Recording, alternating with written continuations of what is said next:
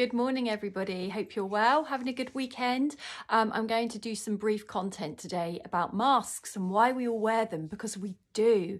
So we'll have masks that we know we wear and masks that we really don't. So how do we work out the masks that we don't realise we're wearing?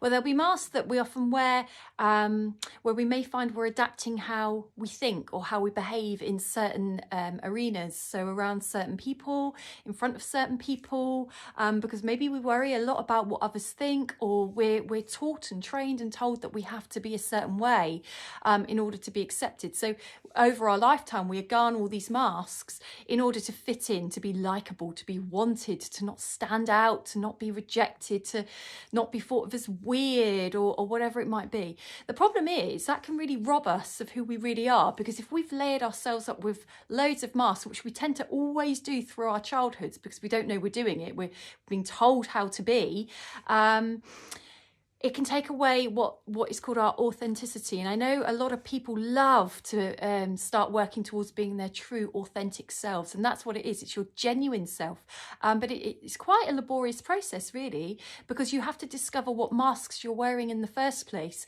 in order to able to find a different mask. Or, you know, sometimes you have to break down the masks bit by bit in order to almost come clean as to who you really are.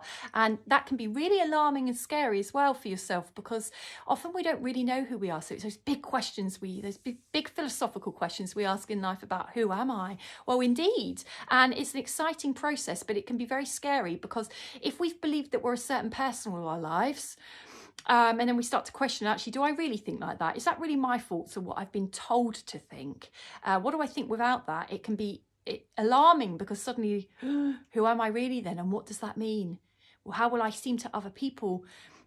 And there can be a loss of self. There can be like a grieving of who you thought you were.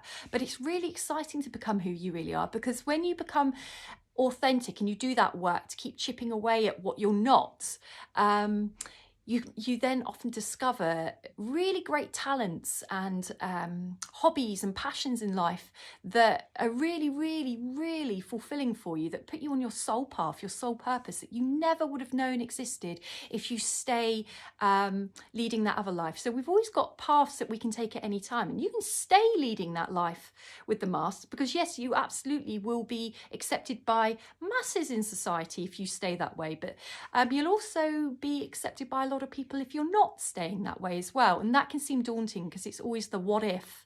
How do I know it will be okay? Well, actually, if it's okay for you, then, you know, long term, you start to lose that worry about what others think as much, as long as you're happy. And that can take a lot of time and work to get to as well.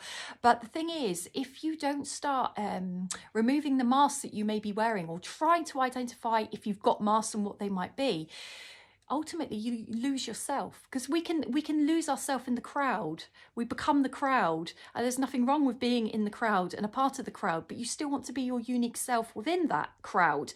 And it'd be great to think there's a crowd that every person in that is being their unique, authentic self, because imagine what we could all share with each other. It's embracing difference, it's embracing uniqueness, which means that we're not all clones.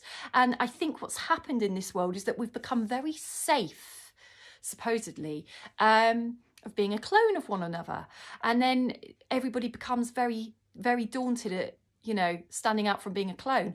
I think it's amazing not to be a clone. I understand the safety. I was a clone for a long, long time, but I also understand the joy, the divine purpose of my whole being by not being a clone, because none of us are really clones. I'm not talking DNA, by the way.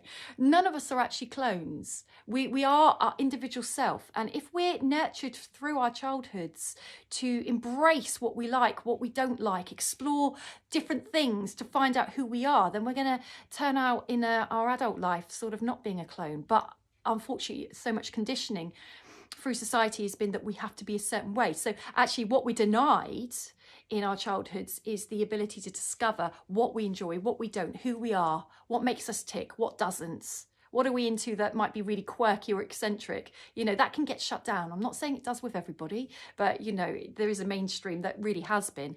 And when we get to adult life, we can go around, you know, we've got the house, we've got the car, we've got the dog, we've got the partner. Why aren't we happy? Because we've got everything we've been told we should have, without questioning about whether that really is right for us, or the choices that we've made. The choices might be very cloned as well. Choices we make might be based on what we believe we should be doing because we've been told, or it's what our generation does, or what have you. Actually, it doesn't mean it's what you should do. It's okay to live a life that's authentic, against the norm.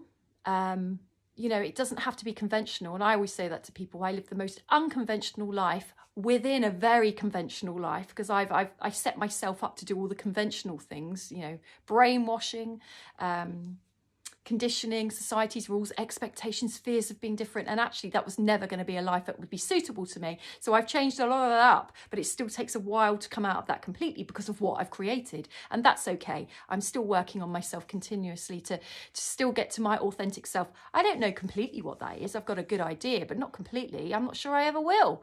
I suspect the day that I find my complete authentic self, I'll probably, you know, disappear into dust because there's no more purpose to me. I've done it. I've created it. I worked it out. What is my purpose thereafter? But just start to notice what your masks are. Where do you change who you're being depending who you're around? Because that's telling. We all do it, and sometimes it's really hard to notice we're doing it. But why are we not consistent no matter what? No matter who we're in front of, no matter where we are? It's just interesting to know why. So have a lovely Saturday, a great weekend, everybody, and speak to you soon.